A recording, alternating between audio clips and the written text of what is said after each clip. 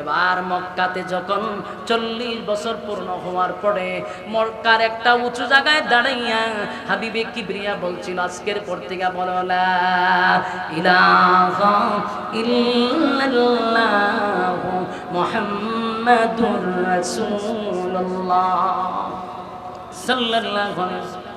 এই আদাসে মক্কার সব মানুষরা বলে আব্দুল্লাহর পুত্র মুহাম্মদ বলে তোমারে ডাকলাম, আর আজকে তুমি মুহাম্মাদুর রাসূলুল্লাহ হয়ে গেলা, কেমনে তুমি রাসূল হইছ? এবার রাসূল প্রশ্ন করে, আমার 40 বছরের জীবন ইতিহাস থেকে দেখো, তোমরা যদি অ্যানালাইজ করো, পর্যবেক্ষণ করো, তাহলেই বুঝবা আমি নবী হওয়ার যোগ্য। কথা বুঝতেছেন? রাসূলের জীবনীটা কয় বছর? 63 বছর। 40 বছর কুরআন নাজিল হওয়ার আগে হলো 40 বছর। 40 বছর পরে ঘোষণা দিল আমি মুহাম্মাদুর রাসূলুল্লাহ। মক্কার মানুষ বলে কেমনে রাসূলুল্লাহ হইলেন? নবী বলেন আমার জন্ম থেকে নিয়ে 40 বছর খাটাখাটনি করে দেখ, ভালো করে কাটতে। তারা যখন গবেষণা শুরু করলো, 1 নাম্বার গবেষণা হলো নবী দুনিয়াতে যে জন্ম নিয়েছে এটা তো অলৌকিক জন্ম, যেটা কোনো মানুষের দ্বারাই সম্ভব না। তাহলে এই দিক তাকাইলে উনি নবী হওয়ার যোগ্য। আমার নবী কোনদিন ওনার লজ্জাস্থানের কাপড় সরতে পারে নাই, এটা কোনো মানুষের দ্বারা সম্ভব না। আমার নবীর দ্বারাই সম্ভব ছিল, তাই উনি নবী হওয়ার যোগ্য। কথা হয় না? নবীকে আনন্দ দেওয়ার জন্য চন্দ্র লড়াচড়া করে, এটা কোনো মানুষের দ্বারাই সম্ভব না। নবী হওয়ার জন্য এটাই যোগ্য। কথা হয় না? এটার এর থেকে বড় প্রমাণ কি হইতে পারে?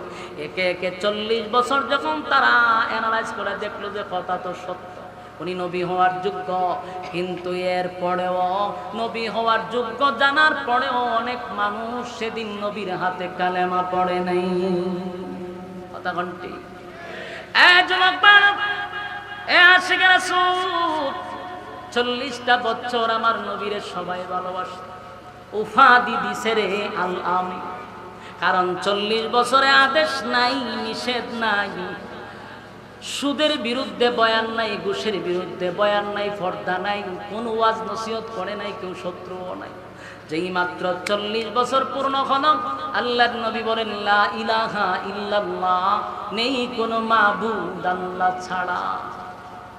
আজকের পর থেকে গাছের পূজা, মাছের পূজা, জনার পূজা, ল্যাংটার পূজা, এই সমস্ত ভণ্ডামি আজকের পর থেকে সব বাদ। এবার গোলামি চলবে কার? যেই মাত্র রাসূল বললেন আজকের থেকে আগুনের পূজা, সূর্যের পূজা, চন্দ্রের পূজা, পাথরের পূজা, ল্যাংটার পূজা, জড়ার পূজা, আইজনের পূজা, খাইতনের পূজা সব বাদ। গোলামি চলবে কার? সেদিন থেকেই তারা নবীর বিরুদ্ধে দাঁড়ায়া গেছে। কথা এখন বুঝতেছে? স্বার্থে যখন আঘাত করছে তখন দাঁড়ায়া গেছে রাসূলের বিরুদ্ধে। 40 বছর রাসূলের ছিল জীবন ইতিহাস, চুপ ছিল রাসূল 40 বছর। এটা ছিল নবী হওয়ার জন্য যোগ্য, যে এর সব প্রমাণ 40 বছরের ভিতরে রয়েছে। এই 40 বছর উম্মতের জন্য পালনীয় নয়। বুঝেন নাই মনে কথা? 40 বছরের পুরা বিষয়টা কি কেউ পালন করতে পারবো? পালন করা সম্ভব? পালন যদি করতে পারবো তাহলে তুই রাসূলের মতো জন্ম ইয়া দেখা। রাসূলের জন্মের পরে সূর্য চন্দ্র লড়াচড়া করছে, তুই লড়াচড়া করে দেখা। তাহলে বোঝা গেল 40 বছরের জীবন ইতিহাস এটা পালনীয় নয়, এটা আলোচ্য আলোচ্য আলোচ্য। বাকি 23 বছরের জীবন ইতিহাস শুধু আলোচ্য নয়, এটা পালনীয় পালনীয় পালনীয়। আমাদের সমাজের মানুষগুলি কোনটা আলোচ্য কোনটা পালনীয় এখন পর্যন্ত এতটুকু বুঝার জ্ঞান নাই। এরা দেখবেন বুঝে কম, লাফায় বেশি।